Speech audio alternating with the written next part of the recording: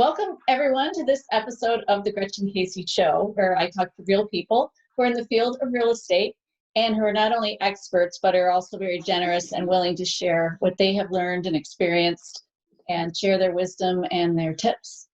So the goal of the show is for you to gain some great information to help you reach your goals in owning real estate and to take out some of the guesswork by hearing from experts on what to do and who to call, and they can help guide you in the process. So today, I'm very lucky to have Michael Dominguez here with me, and Michael is a realtor with RE/MAX Jazz.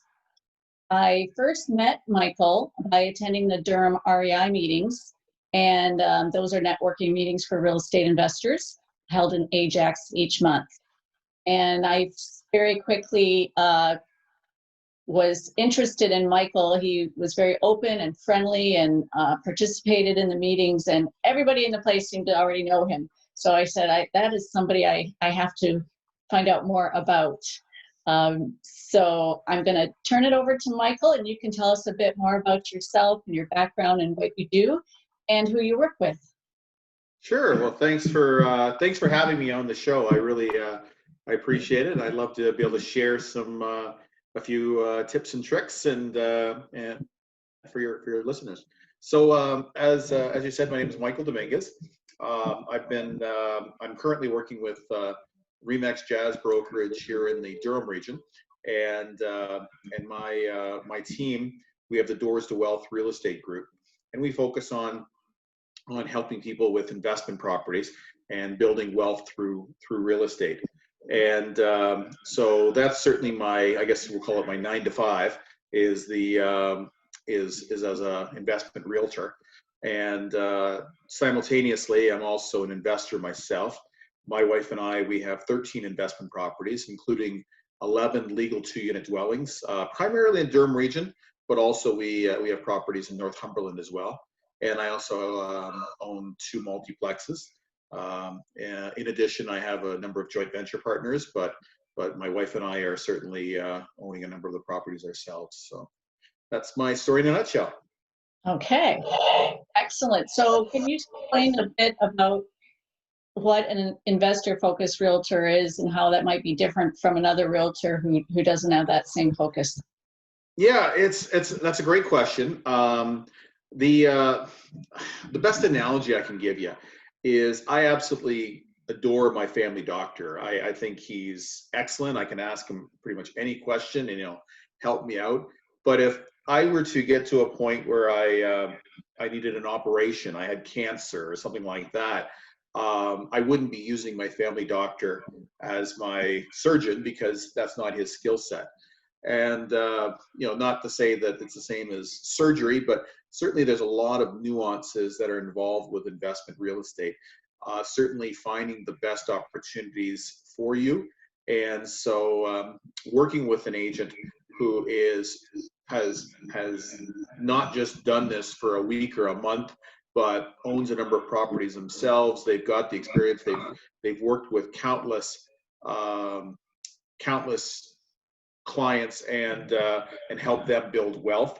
I think that's really the difference between the two. You can still, I often say this as well. If you've got a relationship with your agent, the joke is that everybody has a family member who's a realtor, but the reality is that family member may be a great person to help you buy and sell your next home, but they don't really know a thing or two about investment real estate, and they may set you off in the wrong direction, which could pretty much kibosh the entire project or set you back years. All right. So what are some things that you know or have experienced that help someone not have that setback that you use in your job? Well, there's lots of things involved, but to sort of break down some of the highlights of things that have happened in the past, certainly if let's say the goal is to buy a property that you want to add a secondary suite, knowing that you can add the secondary suite is kind of an important thing to know. And there are sometimes issues in terms of whether it be zoning or ceiling height issues or maybe not having the proper egress perhaps it's in a floodplain. These are things that if you're not really investment focused, you may not even know to look for things like that. Secondarily, it's not just a matter of whether or not you purchase a property, but in many cases, it's where it's located as well. I've seen many agents show some of the dingiest, ugliest investment properties there are in downtown cores, 100 years old, haven't been renovated since the turn of the century. And I'm not talking the 21st century, I'm talking the 20th century.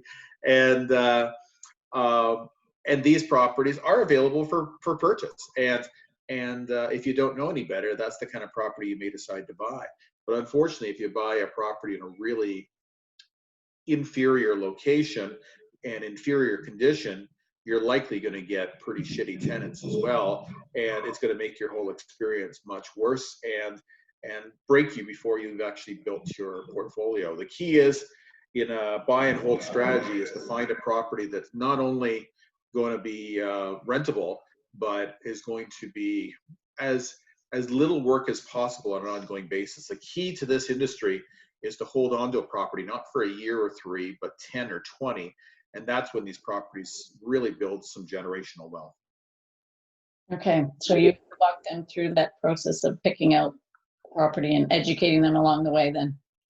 Absolutely. And again, in our case at Doors to Wealth, we also provide clients with copies of our leases and how to select a tenant, because there's more to it. Like, anybody can help you buy a house, but that's only one aspect of an entire process, is the actual acquisition of the home. Helping you in terms of determining not just which market to invest in, but which location within the market can make a huge difference in terms of your ability. So there's more to it than just simply showing you a couple houses. And do you help people figure out how to maximize the cash flow as well? Yeah, well, that's a good question. If let's say someone came to me and said, I need cash flow, that is my number one riding concern, then certainly we can look for a property that will maximize your cash flow.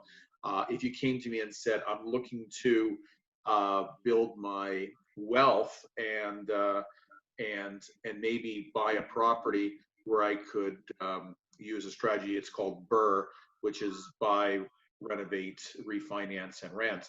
And in many cases, the cash flow on a property like that won't be great after the refinance is done, because of the fact that now you've maximized the amount of money owing on that particular property, hence lowering the cash flow. But you can certainly improve your net wealth a lot faster that way. So it's not, there's no such thing as a cookie cutter answer, depending on what you're looking for. There's different styles of properties as well. If you came to me looking for something, I may be able to tweak you in some manner to sort of offer you some thoughts you hadn't thought of before. But for the most part, it's again, it's trying to find the right match for you and the right conditioned property for you. Okay, so if someone is first-time investment buyer, they don't know all the questions to ask, or they're not really clear on what they want. Is it long-term net worth? Is it cash flow? So I assume with your experience, you kind of help them get clear on what's the right thing for them. 100%. And that's that's really the gist of how we orientate them into the system, and we determine whether it's this is the right option for you. And even a situation where there's a first-time buyer, there's still a wide range of first-time buyers. There's someone who has the skill sets of myself, which is, at least when I bought my first property, I didn't, I knew which end the hammer was the right end to hit, but that's about my limit of construction knowledge. Right to the other portion where someone who's maybe been a contractor for many, many years may have a certain type of property that they would buy that I might not be prepared to take on. So it's not just your level of experience as an investor, but your level of experience in terms of working on a project as well. I've got clients of mine, a couple of younger investors, sisters actually, who just purchased their first property just a few weeks ago, and they bought a turnkey property in a great location in Oshawa. And sure, it may be more expensive than what I would have paid, but at the end of the day, they were in their 20s, and it's a property that exactly meets their needs, and they're going to be able to hold on to that property for probably 5, 10, 20 years. And even though this isn't necessarily their forever home, they're going to hold on to that property and then rent it out when they decide they want to move out of it. And the fact that it has a legal secondary suite will help with the rental income, or the rental income will help with the mortgage, and allow them to be able to move forward much quicker in building their wealth. So it's good all around. Excellent. I'm sure they're very happy to have that. Yeah. Purchase. Oh, absolutely. So Yeah. it's just a matter of what you're looking for. And if you can hear, I apologize, that somebody just rang the doorbell, so the dog is barking. So sorry. It's real life, real people. Excellent. So I know you're writing a book. Can you tell us a little bit about that? Yeah, I'm kind of excited about it, actually. I've been working on this for a long time, and I've had this in my head for even longer. And honestly, if it wasn't for the COVID-19 pandemic, I probably still would be a work in progress. But it's allowed me the opportunity to sort of sit down and really write it. I'm working with a great company called Book Launchers, and they're helping me in the editing process and such like that. And honestly, it's designed. My goal is to help people buy that first property, that second property, even up to 3 properties. And in a nutshell, it's this. If you're a seasoned investor, this book really isn't written for you. It's to get you convinced to buy that first, second, and third property, because it can make a huge difference in your life, adding a little bit of additional wealth that gives you more financial freedom to be able to have more options, more choices. If you were to lose your job, there's less things to worry about. If you were to want to retire earlier or pay for your child's education, owning an investment property can help you get there. So it's basically, the premise is it's a part-time job that can make you a millionaire, that will make you a millionaire. So. Excellent. So, and do we know what the launch date of this lovely book that we all are going to want to be buying? Well, actually, I'm working on the process editing as we speak, and so it probably will be. I'm hoping to be pre-Christmas is when it's going to be available. So stocking stuffer. All right, So, perfect. Oh yeah, perfect idea. But no, it really, I'm excited about it, because it's not something that we see. There's a million real estate books out there, and the one thing that really wasn't talked about a whole heck of a lot is a lot of people talk about how to acquire properties and how to build your portfolio up to 10 or 20 or a million properties. I wanted to write something not just to buy 1 or 2 properties, and how that in fact can change your life.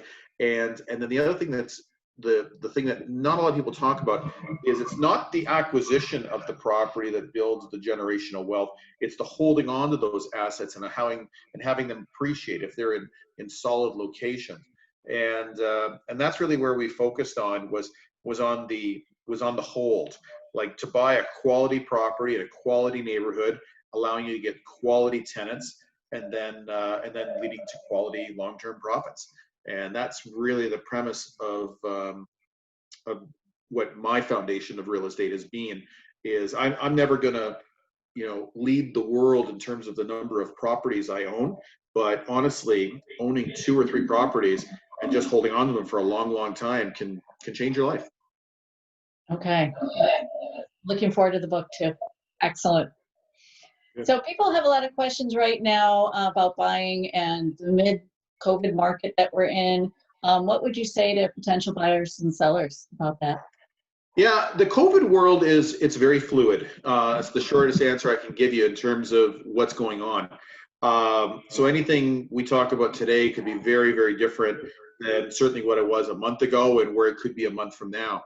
I could tell you, as it sits in late June 2020, the level of interest on real estate has basically skyrocketed in the last few weeks. The number of showings that we're seeing in our in our listings at our brokerage. And I happen to work for the #1 brokerage in Durham in terms of volume. And so it gives us a pretty good perspective of what's going on here in our local market. But I've been, again, as a student of real estate, I've been sort of following a lot of other leaders in the industry, and they're sort of experiencing the same component. But in the last week, ending Sunday, the number of showings on the RE/MAX Jazz listings on that week was the most in any 7-day period or 1-week period since late 2017. So we haven't seen a week with that many showings for probably almost 3 years now. And to put that in perspective, the number of showings a month ago, 6 weeks for sure, were approximately 1/4 what we are seeing right now. So where we were getting 200, 250 showings in a week, in collectively the entire brokerage's listings, now we're seeing 700 to 1,000 listings or showings in that period of time.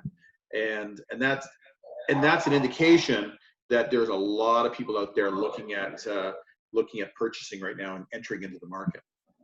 And do you find the showings, because of COVID restrictions, are they more efficient and faster, or is it the opposite, or what are you finding with that experience? Great question. It's the answer is a little bit of both. Many of the agents are compiling only 30-minute showings, so there's more frequency in terms of showings. However, in the past, we would have, in some cases, 2 or 3 showings at the same time, and that's no longer being permitted by most realtors and most brokerages. So we're doing half-hour time slots where each person has their own little window. So there are some restrictions, but there's a greater frequency as well. And I'm telling you, people are just chomping at the bit. Especially the type of properties that we're seeing selling the most right now are entry level up to a little bit above entry level. If you have a higher priced 4-bedroom, 2-story home in a premium market, they're seeing a tremendous slowdown on properties like that. But on the entry level and just beyond that market, it's hot as hot right now with low interest rates, which obviously you could speak on that. The biggest challenge when it comes to financing is if they don't have a steady income at this time, and again, you can talk more on that than I can. But if they've been unaffected from their income source at this point, the lower interest rates are certainly leading to an increased number of buyers right now versus a decrease. That makes sense. Yeah. Okay, so for those new investors, first or second time getting into that, being an investor, being a landlord, do you have any specific tips to help people with avoiding those costly mistakes? Yeah, I know it's going to sound very cliche, but don't go it alone. And it's the number of mistakes that I made that were preventable mistakes. I could write a book on, and actually, constantly I am. And so, working with a power team, working with you can use 100 different lenders as an example. Working with a lender that understands how to work with investment properties like yourself is who I would recommend. Working with a realtor, working with even insurance brokers, working with contractors that have worked with investors. Because just a contractor is a great example. Is the amount of work I would do in my kitchen at my personal house could be very different than the money I spend on a rental property. I may be focused on maybe not spending quite as much, but still I want it very functional and clean and sturdy. So there's just working with the right people can really set you in the right direction for sure. Attending local meetups, and I realize there are some restrictions now, but I'm telling you, the amount of if you invest the time, the amount of meetup groups that are currently doing virtual education right now is you can be overwhelmed in the amount of education that's available right now.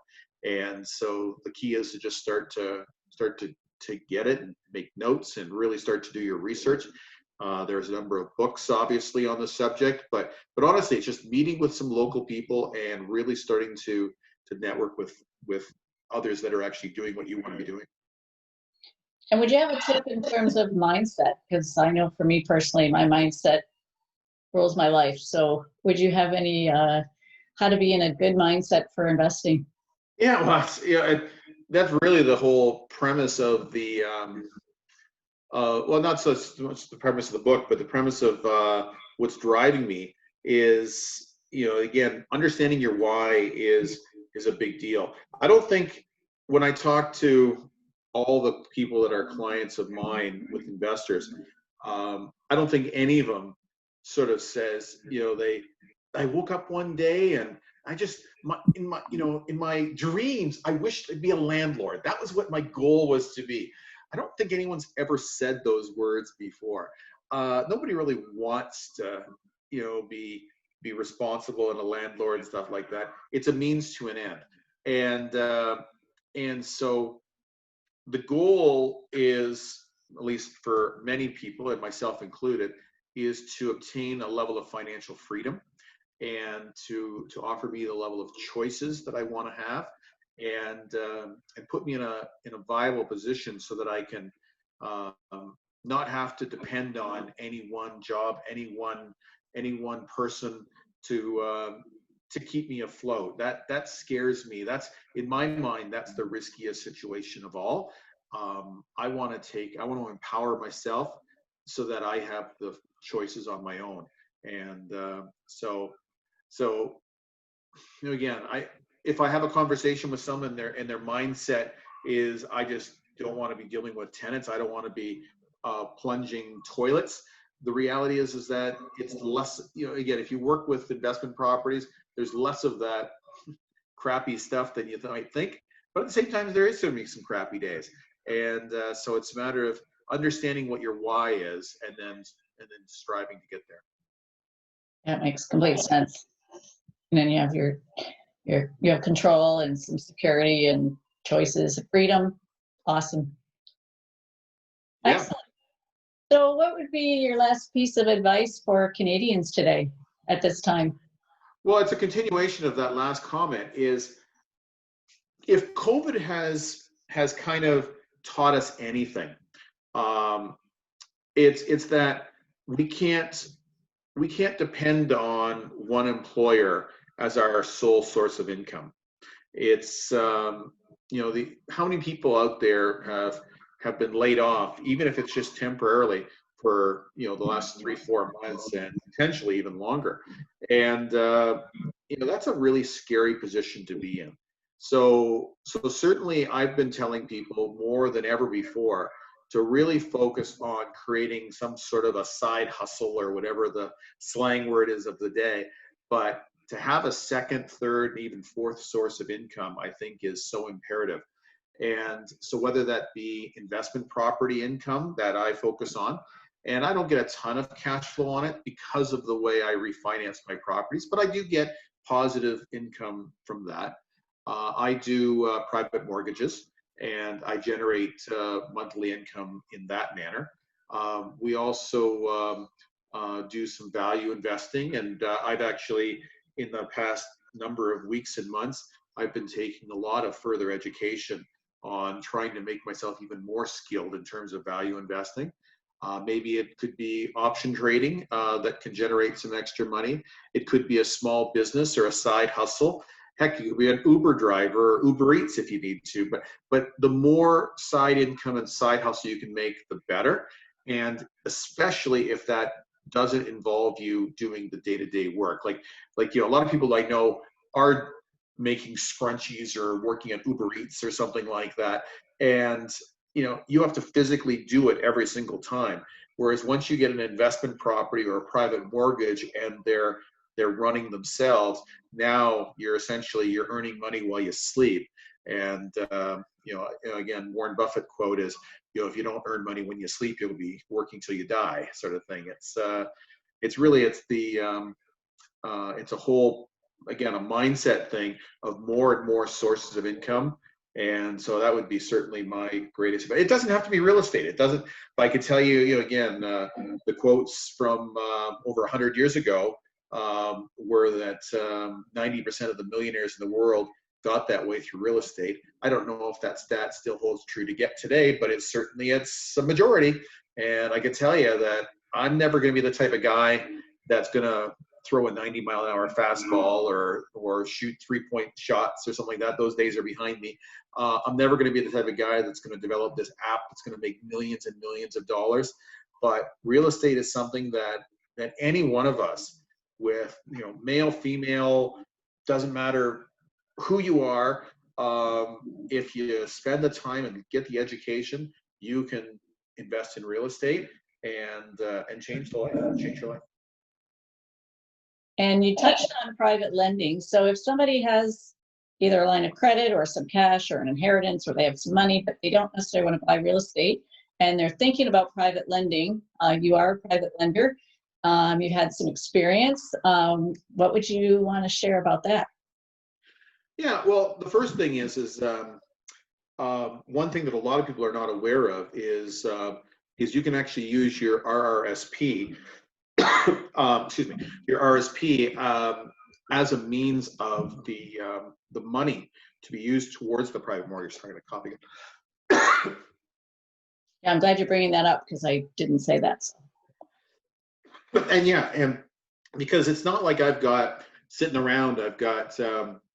hundreds of thousands of dollars just floating around that I'm not doing anything with. Not many of us may have that. And some of us may not want to borrow money out of a line of credit in order to loan it out. But I'm not opposed to that. I'm just saying that some people may not want to do it. But if you've been investing your money in RSPs using mutual funds or GICs or some other type of low producing, in my opinion, higher risk type situations, you might want to take a percentage of that and invest it into private mortgages. And the cool thing is that it might sound scary to take a second mortgage on a property, but in many cases, the people that are looking to borrow the money are not high risk people that can't qualify with mortgages anywhere else. In fact, in many cases, it's very sophisticated investors who, at least this is who my experience has been, people that own properties and they might be in a position where they can't qualify for future properties. Maybe they're self-employed and they're making good money, but the banks, they don't fit into the perfect box of a bank. And so as a result of that, the big 5, big 6 banks are simply not prepared to loan people the money. It's not it doesn't have to be a high leveraged situation. If you're only comfortable with a 60, 70, or 75% loan to value, then you can get something along those lines. So your property is protected against, or your investment is protected against a property with a huge amount of leveraging involved. So even if the market were to correct 10%, which I don't believe is going to happen, but even if it were to, you're still in a very, very solid position. It's actually, in my opinion, a far less risky form of investment than a mutual fund where you're just handing your money over to some person and hoping they're going to do the rest. In this case, you could even drive to the property and see what you're loaning against, and it's there. And it's, in my opinion, it's Canadian real estate is a very, very secure investment. And you think about what banks have been making millions and billions of dollars all these years, is they're the bank, they're the loaners of the money. So why don't we do what the banks are doing? Like, again, we all criticize the banks, but let's be the bank and going through that means. And again, we've all got, people that are my age, we've got a lot of equity in our real estate. And right now there may be zero mortgage on your property or a very small mortgage on your own property. And right now the interest rates, well, you could speak on that, are so cheap. So if you could borrow money at 3% or 4% and then loan it out in a highly secured environment and make 8 to 10%, that's making money on your asset that's right there. And you have to pay tax on it, but heck, I'll happily pay tax on $1 million if I make it. So that's my thought anyway. Yeah, and then second mortgages you can make around 16%. So there you go. Yeah. Now keep in mind that I'm a pretty risk adverse guy. I really am. And everyone is different, and sort of thing. So I won't necessarily take on a property in a market I don't know and I don't understand. I won't take up mortgage on something where it's highly leveraged and I think there's a chance that it's going to go bad. I won't take a mortgage when the lender is, has proven over and over again that they don't have the means to pay for their current situation. And so they're just borrowing privately as a desperate move. I also won't provide mortgages to developers because it's all there is a hunk of dirt right now. I want a loan to an actual house that I can actually see it's already up. So that's my level of risk and acceptance. Everyone might have their own concerns or their own issues. I just want to invest in stuff that I know because I've done well that way. So yeah, you're right. You could get 16%, especially if you're going into development deals and such like that. But that's just a little bit, that's beyond my tolerance level. If that makes any sense. Fair enough. Good. Okay. Yeah. Yeah. And so yeah, and you do private mortgages yourself, or you facilitate them. Is that correct? Both. Yeah. So it's very rewarding to help set someone up as a lender, and as well as being the lender to kind of mitigate their risk by giving them a lot of information up front so they know the whole scenario, and the exit strategy is really key so that usually within a year it's paid out and they can move on to another loan, lend to someone else. And in your experience, I'm curious to hear your thoughts. Is it more of are we looking at a high payback rate? Because like the return on investment is cool, but I want to get my return of investment. And that's the thing that I'm the most focused on is I want to make sure I get my money back. So have you, in loans that you've loaned out, have you ever had a loan that's gone bad that the person hasn't been able to get their money back? No, have not had any default. Have had a couple where the payment was a few days late and took a phone call, and in both cases it was a situation of an error. Someone went on vacation, forgot to put enough money in an account or something, and they made the payment. They made an NSF payment too, so it wouldn't happen again. So I've not had any default, but I do feel there's a lot of benefit if you work with an agent to help if there is a fear of default or something going sour, to help. And that's a licensed professional who can help you through the process if something does go wrong. But I think that is potentially a risk, but something you can try to avoid or deal with in a very timely manner if something isn't looking right. Yeah, that's awesome. And do most people, if they're getting their mortgages, are they using, like Olympia Trust is who I use? Are some people just loaning out just their cash, or are they using Olympia Trust as their form of people? Both. I do have people doing both methods or a combination. Some are doing some from RSPs using Olympia Trust to manage the funds, and then at the same time they are using some cash or a line of credit. I don't know the statistics as to which one. It's probably more of them are using the RSPs, but there are the ones who aren't as well, just doing it, writing it off on their taxes. And yeah, and it's worth keeping. It's taxes. Yeah, it's worth noting that if it's not in the RSP, it's usually deemed as an earned income, which is, again, if you're making the money, that's totally cool. But within the RSP, you're not paying any immediate tax on that because of the fact that, or in a TFSA for that matter as well, where you're not paying the taxes immediately. But obviously, when you pull the money out of the RSP, you're going to get taxed just like any other withdrawal. Yeah, for sure. Good. Anything else? I think we're good for now. Maybe you can tell us how to reach you. Somebody would like to connect with you. Absolutely. I encourage you, as you're building your research, as you're doing your journey, is to start going online as much as you can, and just getting a lot of the free information that's out there, and or even minimal cost. joining different investment clubs, and that's how I would tell people to get started. As far as social media goes, following us on social media, I strongly recommend you do that. We put a lot of time and effort in terms of providing content in social media. And so we have both a Facebook and a Twitter page. The Facebook page is Doors to Wealth, Doors, DOORS 2 TO Wealth. And so you can follow us along there. If you want to reach out to us, our website is doorstowealth.com. And you can reach out to me at Michael, MICHAEL, at doorstowealth.com if you're at all interested. But it's a, it's a marathon is really what it is. It's not a get rich quick scheme, but it's a get rich for sure scheme. And that really makes the difference between real estate and a lot of other ventures that are out there. It is that part-time job, and it can really make a difference in your life. It's exciting to see people that have owned the properties for 3 to 8 years, and all of a sudden, they just have that extra money to do whatever they want, which is kind of cool. That's amazing. Well, thank you so much, Michael, for answering all of these questions and sharing your wealth of knowledge with us here today. I appreciate it greatly, and I'm sure everybody listening does as well. Thank you very much. Take care. All right, thanks.